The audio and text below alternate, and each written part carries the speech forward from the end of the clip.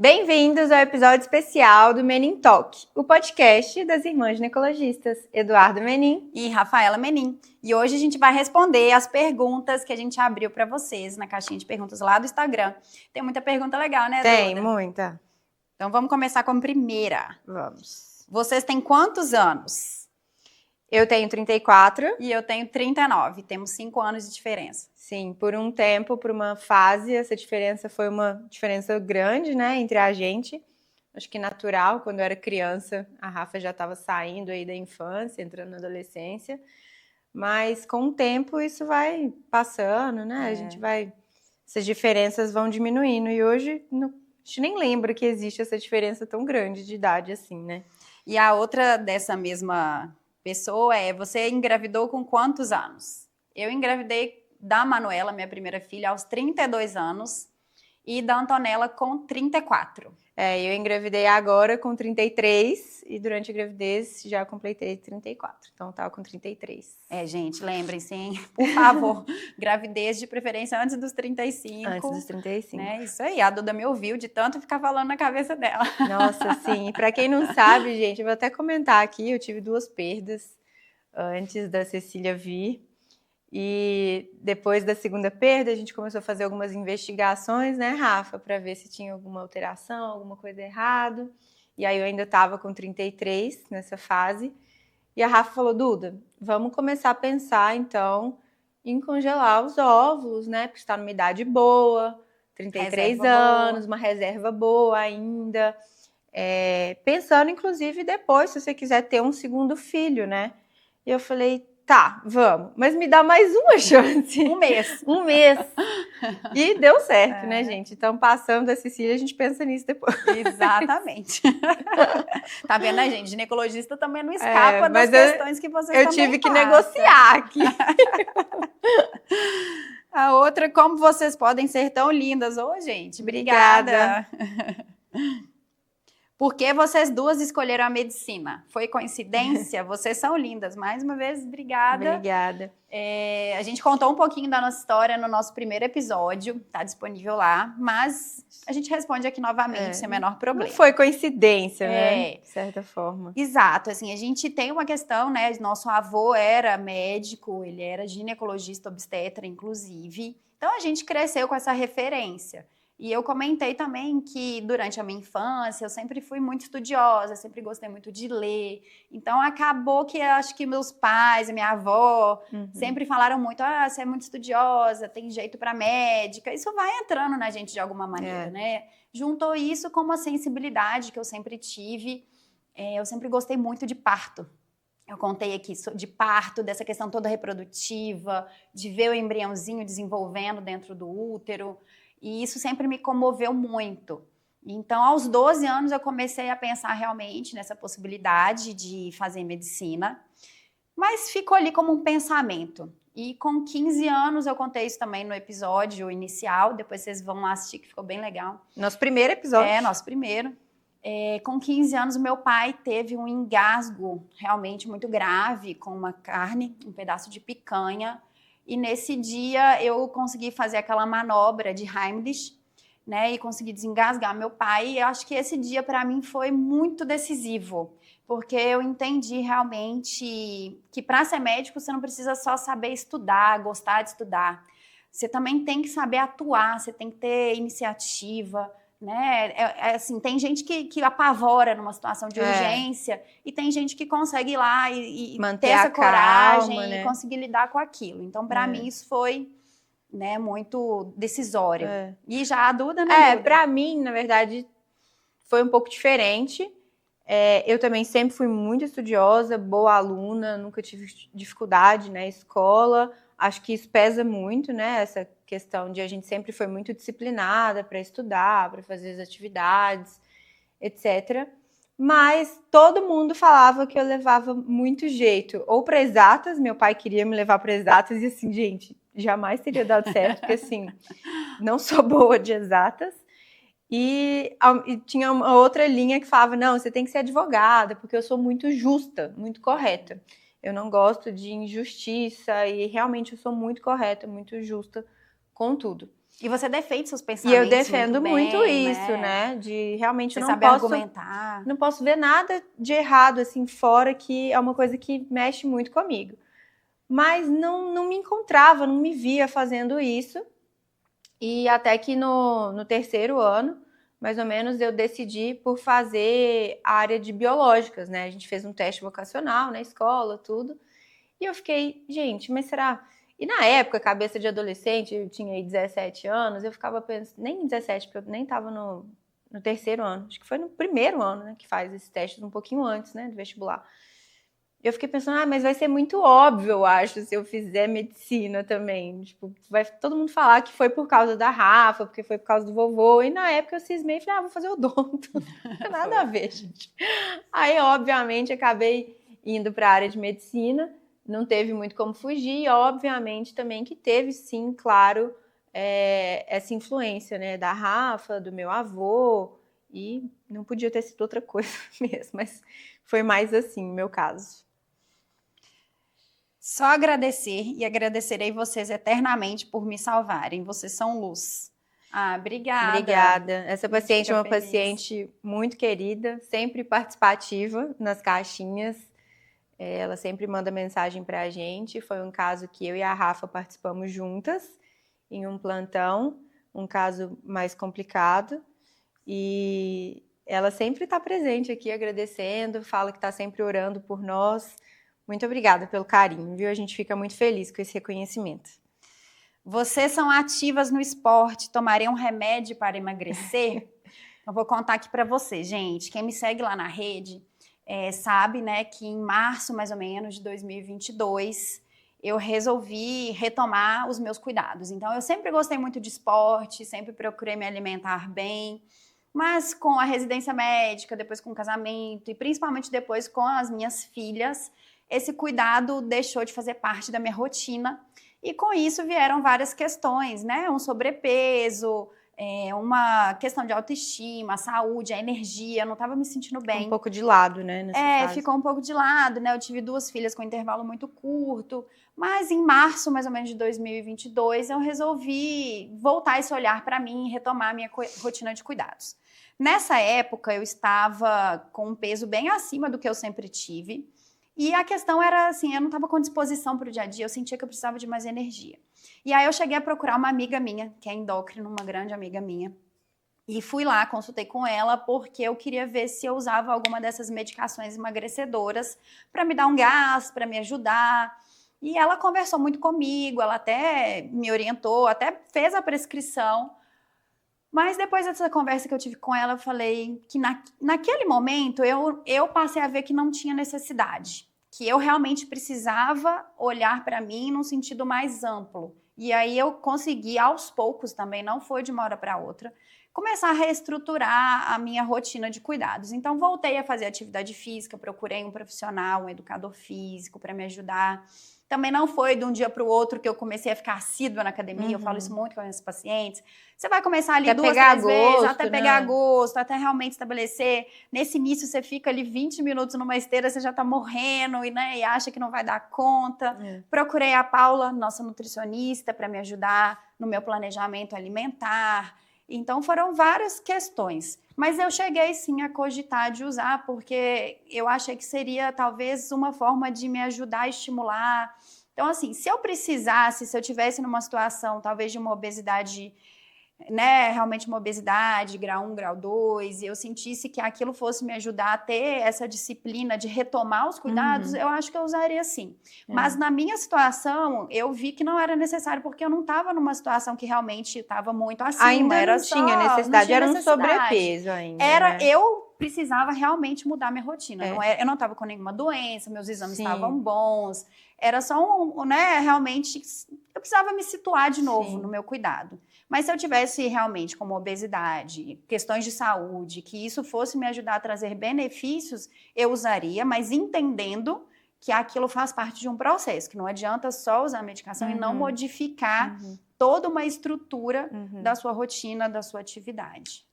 Assim, questão de ativa no esporte, a gente realmente sempre foi, desde criança.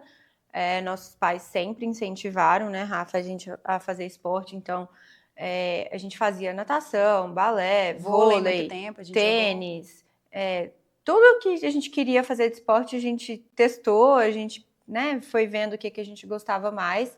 A gente ficou por mais tempo, né, no vôlei. Até na faculdade eu joguei, fui da atlética, do time de vôlei e de tênis durante os meus 6 anos de faculdade. Então, realmente, no esporte a gente sempre foi ativa. Rompi meu ligamento do joelho há 1 ano e meio atrás jogando tênis e nem por isso eu parei, gente. Depois disso eu ainda não operei meu joelho, mas sigo correndo, fazendo natação, musculação, enfim, encontrei outros esportes que eu poderia adaptar nesse momento. Então, faz toda a diferença isso, ser ativo nos esportes. Mas eu também não vejo um problema em usar o medicamento se fosse necessário. Não acho que seria minha primeira opção, não. Porém, se eu já tivesse com os hábitos de vida alinhados, então mantendo uma atividade física saudável, uma alimentação, ou tivesse passado por algum processo ali que eu estava com um sobrepeso importante, ou uma obesidade, ou se tivesse alguma repercussão na minha saúde, em algum exame, ou alguma hipertensão, diabetes, talvez eu cogitaria para ser o primeiro passo ali, o pontapé. Mas não seria a minha primeira opção. Inicialmente, eu veria se está todo o restante alinhado, né? Então, o que eu posso fazer antes de medida comportamental para evitar chegar até esse momento?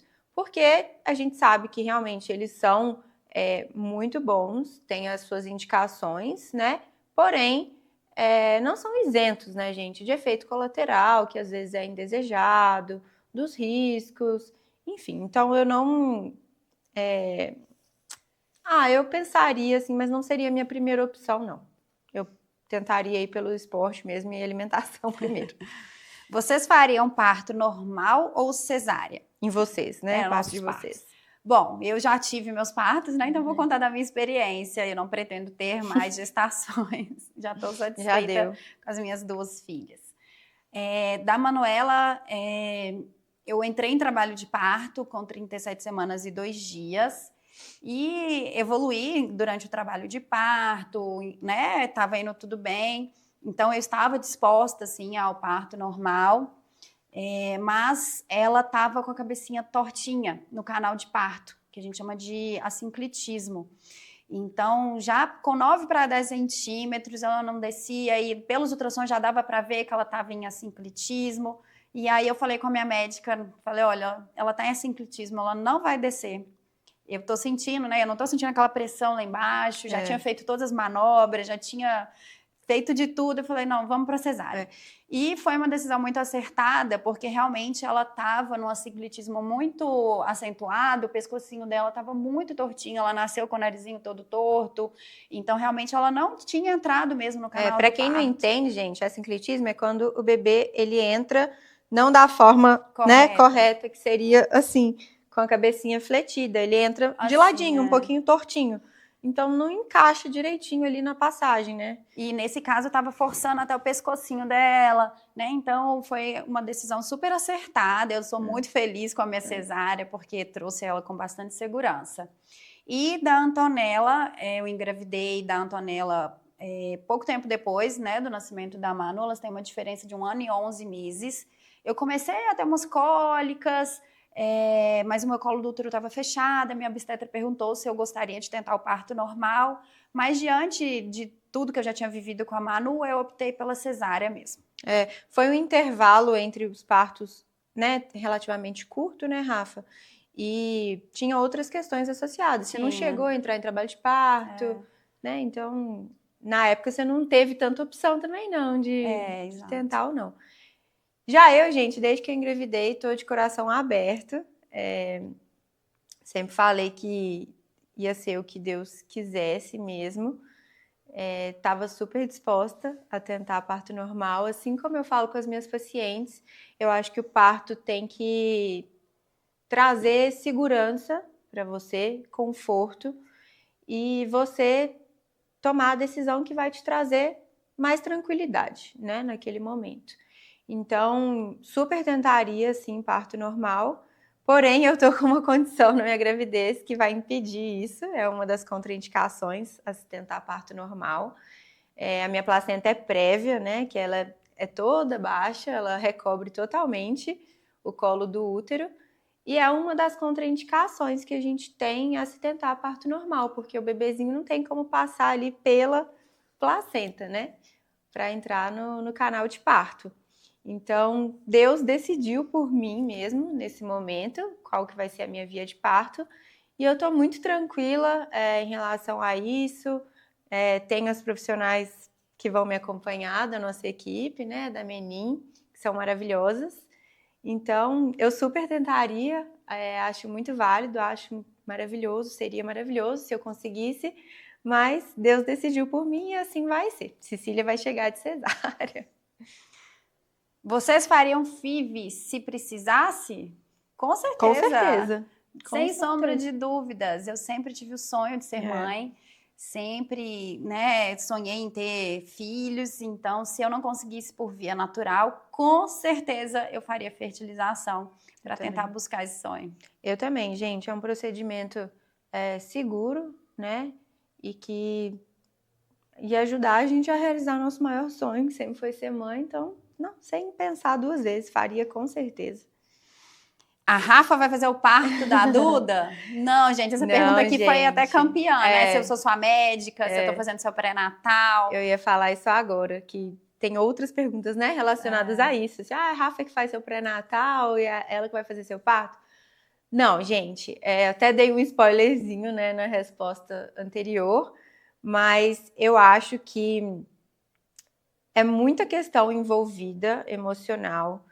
Ela é minha irmã e eu acho que nesse momento é muito importante a gente se entregar ali para alguém que vai conseguir tomar decisões, caso sejam necessárias num momento de risco ou de algum problema, né, algum acontecimento. Seria maravilhoso se a Rafa pudesse participar do meu parto, mas eu lembro no parto das minhas sobrinhas como que foi.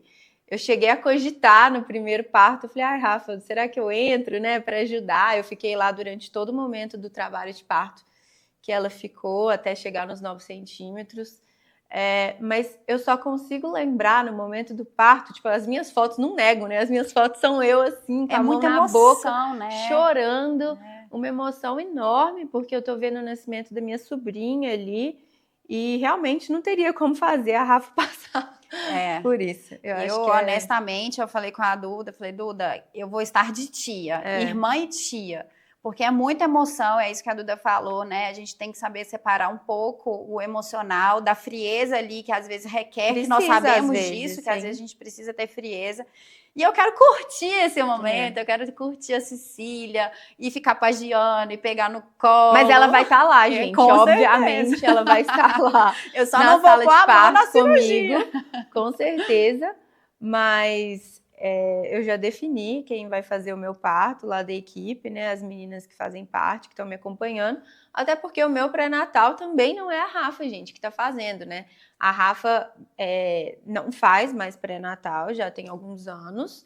E, obviamente, que ela é meu braço direito aqui. Inclusive, desde o dia que eu vi meu teste positivo, foi a primeira pessoa a saber, a primeira pessoa que eu mandei. Acho que antes mesmo do meu marido, talvez. E desde então, tudo que acontece é com ela que eu converso primeiro, né? Até para dividir ali emoções, decisões, quando eu fiquei sabendo disso da placenta, enfim. Mas, não, gente, não faz meu pré-natal, nem vai fazer meu parto, só vai estar lá comigo. Exato, você irmã e tia vai curtir demais. Isso. E a outra pergunta é mais ou menos, né, entrou nisso, vocês são ginecologistas uma da outra? Sim, isso sim. Isso sim. A Duda coleta o meu preventivo, eu coleto dela, ela pôs DIU em mim, eu pôs nela. A gente discute sobre método contraceptivo, o que a outra acha, se acha que esse serve pra mim, se acha que não serve. Quando eu tava no processo, né, de tentar engravidar e das perdas também, foi a Rafa que me orientou, me auxiliou. Mas é porque nesses casos, gente, não requer decisões ali, né? Que você precisa de uma frieza, de decisão de rápida, rápida, ali, né? de vida ou morte, de complicações. São coisas mais leves do dia a dia, decisões que a gente consegue fazer. E tem a praticidade também, né? A gente tá ali com junto, a gente certeza. trabalha juntas, a gente tá o tempo E todo junto. na mesma linha, né? A gente é ginecologista também na nossa mãe. Então, tem hora que minha mãe vai na Rafa, tem hora que vai em mim, a gente vai ajustando as coisas. E de várias tias também, exato. e pessoas da família, gente, é muito prático. Como está sendo a gravidez de uma obstetra para a Duda?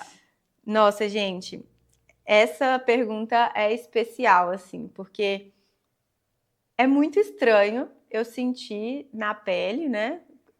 Tudo que eu já sabia. Na teoria, Na porque é diferente na prática. Que é muito diferente, muito, muito mesmo.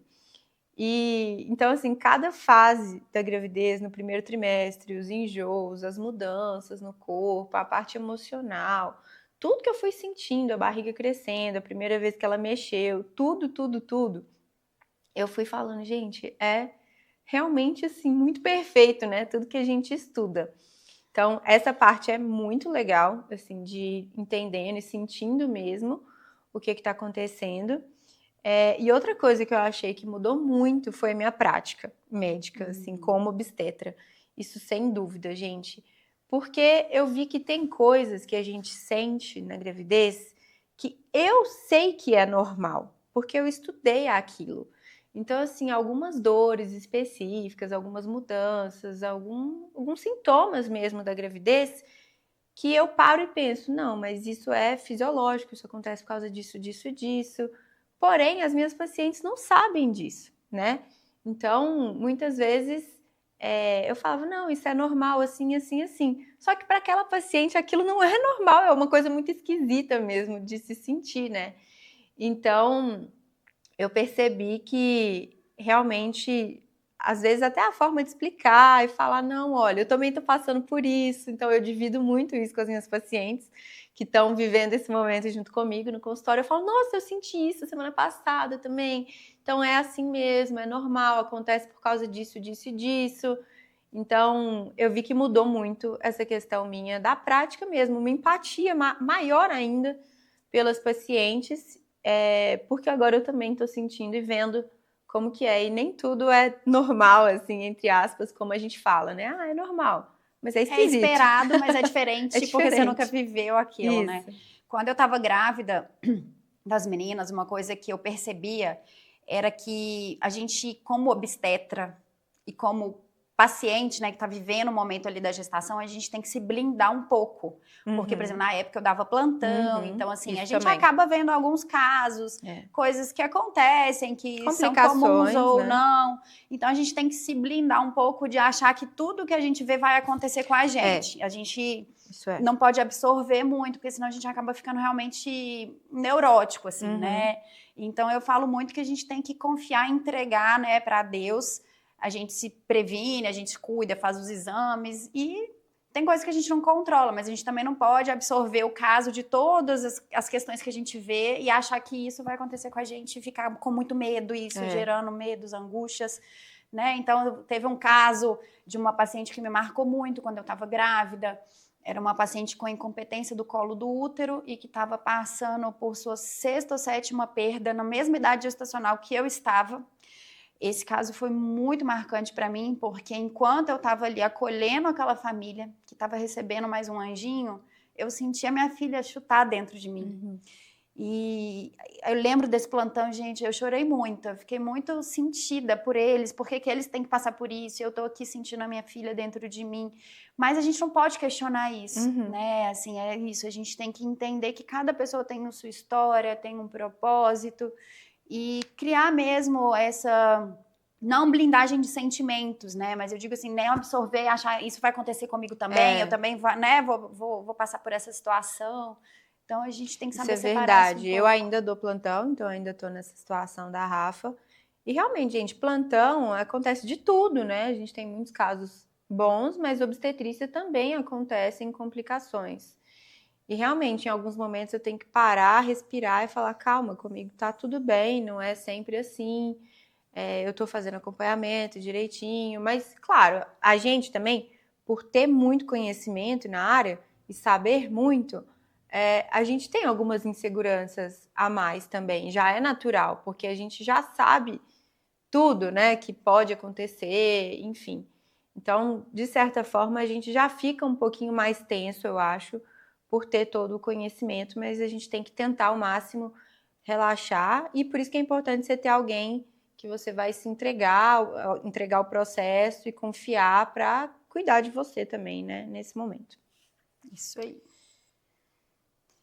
Por que vocês decidiram fundar a clínica? Aí esse a gente também contou bastante lá no nosso primeiro episódio, mas nós resolvemos fundar a clínica como uma maneira da gente tornar o nosso atendimento da maneira que a gente sempre sonhou, que é esse atendimento com calma, uma consulta tranquila e multidisciplinar, esse cuidado que a gente pode dar para a paciente além do só ginecológico, né? E quando eu falo só ginecológico, o ginecologia já envolve muita coisa, porque não é só coletar preventivo e fazer exame de mama, né? A consulta ginecológica é uma consulta muito completa, mas a gente precisa trabalhar junto com outros profissionais para realmente a gente agregar ali, né, mudanças na vida do paciente que vão trazer mais qualidade de vida, mais saúde, mais bem-estar.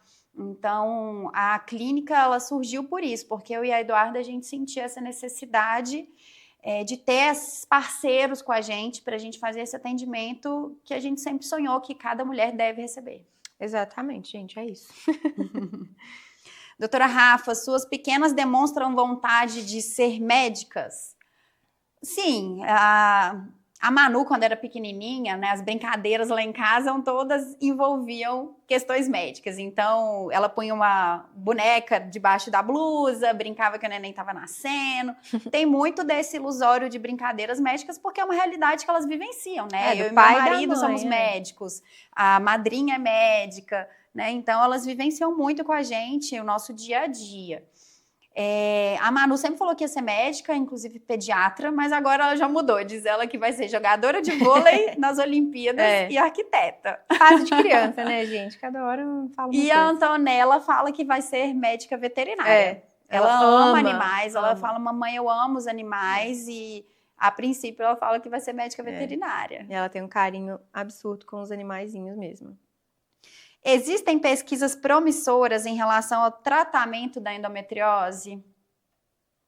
Promissoras? Não, infelizmente não, né? A endometriose, ela é uma questão de saúde que vem sendo cada vez mais falada, estudada, conhecida e mais bem diagnosticada e tratada, né? Durante muitos anos, as dores, as angústias e os sintomas das pacientes foram negligenciados, sim. Então, existem estudos que mostram que, em média, uma paciente, entre começar a relatar os sintomas e receber um diagnóstico de endometriose, gira em torno de 8 a 10 anos. Isso no mundo, não é no Brasil, gente. Muito tempo sentindo dor, né? Só que hoje, graças, né, a evolução da medicina, as mídias sociais, tem se falado cada vez mais sobre a endometriose. Muitas pacientes me procuram no consultório já com esse alerta, olha, eu acho que eu tenho endometriose porque eu sinto isso, eu vi alguns vídeos falando sobre isso. Então, eu acredito que muitas pesquisas vão sim, né, acabar se voltando mais para a compreensão e tratamento da endometriose, mas a gente não tem nada ainda muito promissor, não. Né? A gente sabe que a endometriose é uma doença que precisa de um tratamento multidisciplinar, né? A gente precisa do controle dos focos, muitas vezes através de uso de pílulas contraceptivas ou outros métodos hormonais de bloqueio, né, ali da função ovariana. A gente precisa de um cirurgião ginecológico, às vezes um cirurgião gastrointestinal, de uma boa nutricionista que vai auxiliar essa paciente. Educador físico. Exato, de uma psicóloga. Então, esses cuidados que a gente tem hoje já estão muito mais avançados do que há alguns anos. Mas a gente sempre espera, né, que hajam, sim. Ainda é uma doença que tem muita coisa a ser descoberta, né, estudado. Então, cenas dos próximos capítulos, gente. Sempre quiseram ser médicas ou já pensaram em outra profissão em algum momento? Eu já até respondi isso, né, numa das primeiras perguntas. Então, eu cheguei a pensar em fazer odonto, Mas durou pouquíssimo tempo, gente. Acho que segundos, assim, tá? Foi, porque eu já cheguei em isso casa, falei isso e já fui... Não, Duda, você viajou, tipo, você quer ir pra área da saúde? Então vamos fazer medicina. Ah, beleza, boa ideia. Vou fazer medicina, foi isso. Aí eu contei que também, né, desde os 12 anos, realmente, que eu vim amadurecendo a questão de ser médica, mas antes disso, na infância, igual a Manu, eu acho que muito que ela fala isso hoje, da jogadora de vôlei, de ser arquiteta, porque eu contei pra ela que quando eu era criança, eu já tive essa vontade de ser jogadora de vôlei e escritora de livros e arquiteta. Eu gostava de desenhar, fazer os projetinhos de casa, mas... Não sei se eu levaria muito jeito para arquitetura, eu zero, não. gente. Tenho zero lado artístico. Porque as informações sobre a saúde reprodutiva da mulher não são amplamente discutidas por todos os ginecos enquanto a mulher ainda é jovem? Ótima Nossa, pergunta. gente, que pergunta maravilhosa essa. Porque realmente é um ponto que eu converso muito com as minhas pacientes no consultório. É uma coisa que deveria realmente fazer parte da consulta ginecológica de todo mundo, né? Então, eu não sei se é porque eu tenho a Rafa aqui também trabalhando nessa área de reprodução, então para mim é mais natural falar sobre isso e abordar isso com as minhas pacientes, mas eu sempre converso, independente da idade ali, até em paciente jovem, 20 e poucos anos, eu já pergunto, você deseja ter filhos? Em algum momento? Você pensa nisso, que daqui 5, 10, 15 anos você vai querer ter filhos? Você tem esse desejo? Ah, não sei. Se tá na dúvida, já é o momento de você conversar com a paciente e fazer esse planejamento reprodutivo, né? Pelo menos conversar com ela, olha, acontece isso, isso, isso com o nosso corpo. É conhecimento mesmo nessa fase, né? E faz parte de todas as minhas consultas ginecológicas. Já tiveram várias pacientes minhas que saíram da minha consulta e marcaram consulta com a Rafa depois, pacientes que estavam ali por volta dos 30, entre os 30 e os 35 anos, que estavam na dúvida ou não queriam ter filhos agora, no momento, querem deixar para depois, e já passam, já marcam consulta com a Rafa para ter um aconselhamento mais direcionado ainda, ver as possibilidades, né, Rafa? Mas, gente, é imprescindível, isso aqui faz parte da consulta ginecológica, o ginecologista tem que conversar sobre planejamento reprodutivo com os pacientes.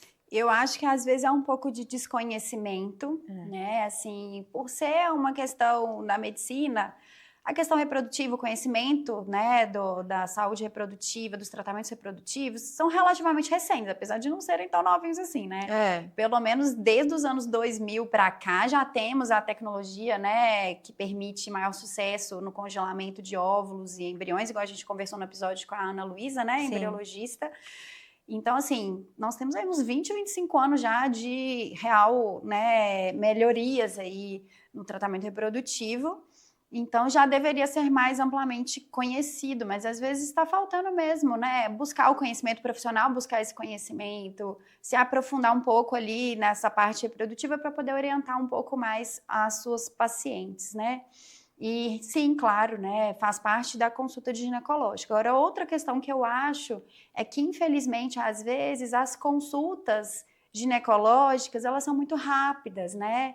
Por várias questões que envolvem aí, questões de pagamento, de plano de saúde, de necessidade de, às vezes, fazer uma consulta mais rápida. Então, acaba que a consulta de rotina vira meramente uma coleta do exame do Papa Nicolau, né, o preventivo do colo do útero. Quando, na verdade, deveria-se ter um tempo realmente maior para conversar sobre isso tudo. Mas, na prática, muitas vezes isso acaba realmente não acontecendo, né? Por isso que a gente gosta da consulta com calma, porque realmente a gente aborda isso tudo, né, gente, nas consultas. Não só planejamento reprodutivo, mas vida sexual, tudo. Tanto que a última coisa que eu faço nas minhas consultas, eu sempre falo com os meus pacientes, é a coleta preventiva. Eu falo, gente, ó, preventiva é a última coisa que a gente vai fazer aqui. A gente tem muita coisa para conversar ali, 2 segundinhos a gente coleta. Mas isso tudo que a gente está conversando aqui agora é muito mais importante, né? Porque é orientação, é aconselhamento, é ouvir a paciente, realmente, as queixas dela. Então, super importante. Qual o objetivo de vocês agora para os próximos anos? Boa pergunta, hein? Planos, gente, agora minha cabeça tá só na Cecília, sinceramente. Não sei. Quem sabe crescer a clínica, hein, Rafa? Ah, sim, isso com certeza. Então, assim, já que você está aí na Cecília, eu já estou pensando milhões de coisas aqui. Eu tenho, sim, alguns planejamentos, alguns workshops que eu quero fazer, e-book que eu estou escrevendo. Mas o planejamento, assim, a médio prazo é realmente a gente evoluir, né, a clínica. Tem algumas outras especialidades que eu tenho interesse de ter com a gente, mas a gente precisaria, talvez, estar num local físico maior. Então, trabalhar agora para a gente poder ampliar, né? Mas a gente tem muitas ideias, gente, para trazer para vocês, assim, de novidades. Sempre quiseram ser médicas, ou já pensaram em outra pessoa? A gente já respondeu. Peraí. De baixo já. Qual o maior desafio da medicina hoje? Picaretagem. Com uma palavra, é isso que eu falo. Eu estava lendo, gente, uma reportagem falando que eu acho que 30% das pessoas se informam sobre questões de saúde nas redes sociais.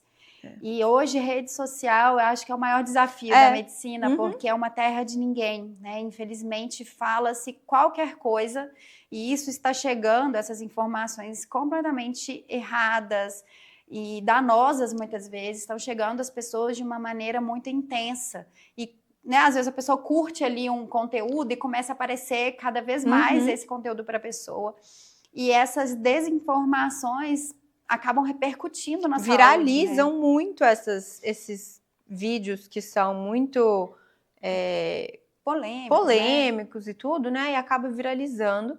Então, a desinformação circula muito, enquanto as informações de qualidade, de conhecimento, às vezes ficam restritas, né? Exatamente. Ali para a população. Então, eu acho que a questão das redes sociais é um desafio muito grande. E eu falei de picaretagem, gente, porque realmente é muito difícil lidar no dia a dia combatendo essa má prática, né, da medicina, que infelizmente muitos profissionais, colegas, estão fazendo, né? Então, sem especialidade, prescrevendo medicações aí a rodo, sem indicação, soroterapia, exames desnecessários, enganando mesmo a população. Isso, para mim, como eu falei no começo, eu sou muito justa e isso aí me deixa maluca, gente. Outra aqui, ó, que eu achei legal. Qual seria uma outra área de atuação na medicina que vocês escolheriam se não fosse a ginecologia?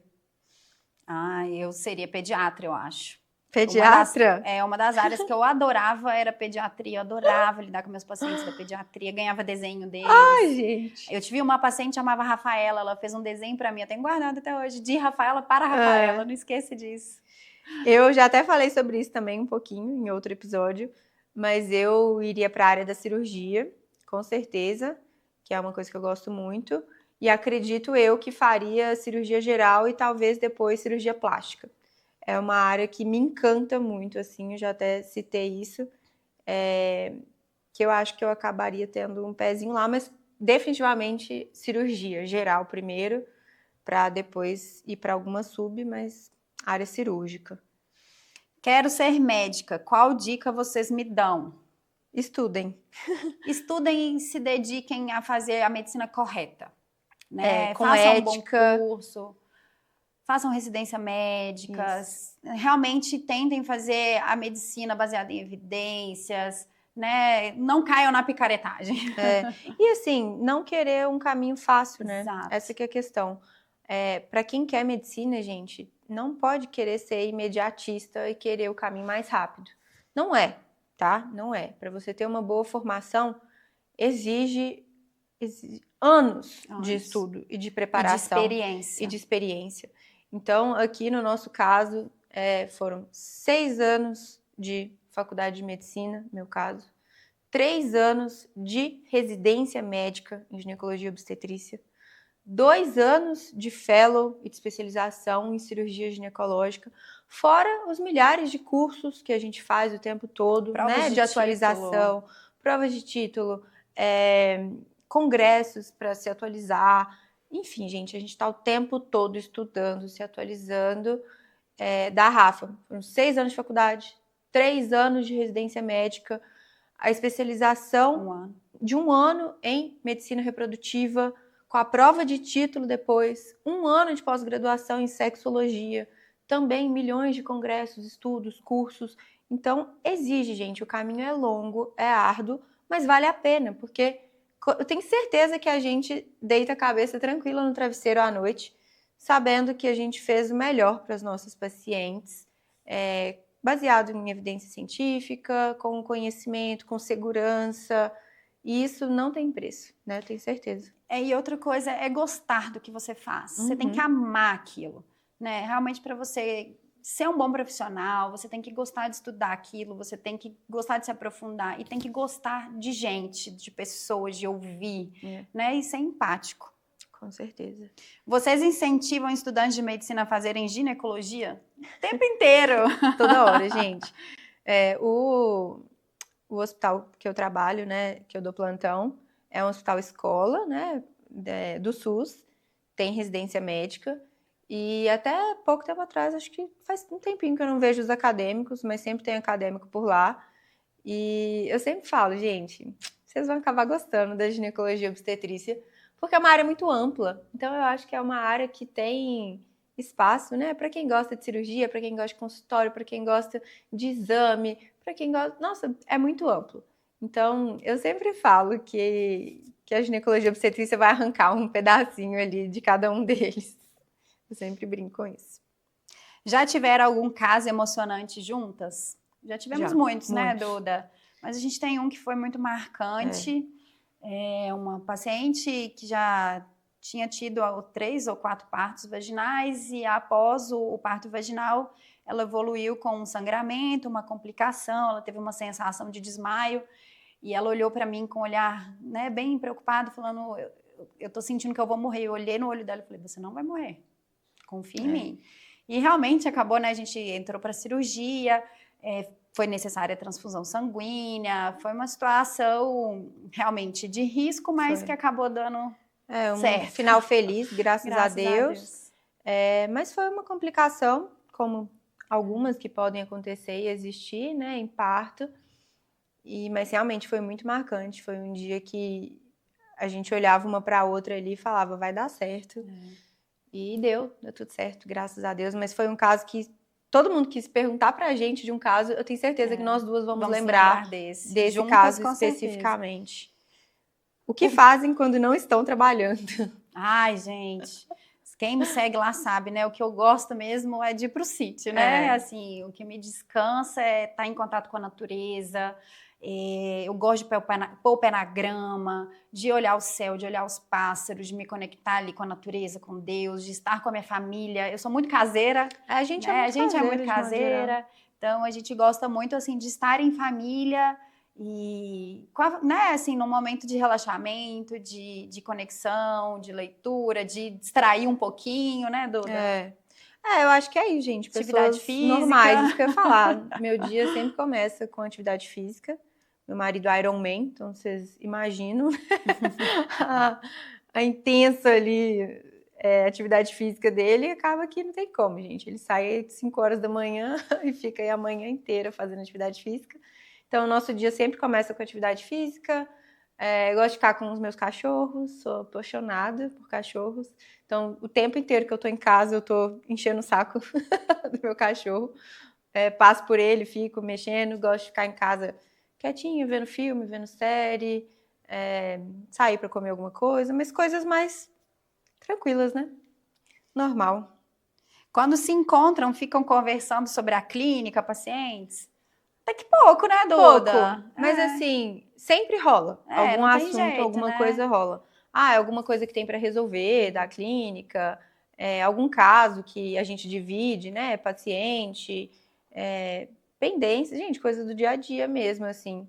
Mas eu acho que é até pouco. Até assim, pouco. Quando a gente tá em lazer, assim, a gente geralmente consegue não, gente, relaxar. A gente encontra tão pouco, assim, na verdade, fora, programado, né? Assim, por incrível que pareça, né? Porque é tão corrido que a gente atende no mesmo período na clínica. Um dos períodos que a gente atende é juntas, então quarta de manhã. E tem dia que eu nem vejo a Rafa, que ela tá lá na sala dela, eu tô na minha, a gente só se dá bom dia. Quando encontra ali rapidinho, a gente conversa coisas pontuais, assim, que precisam ser resolvidas.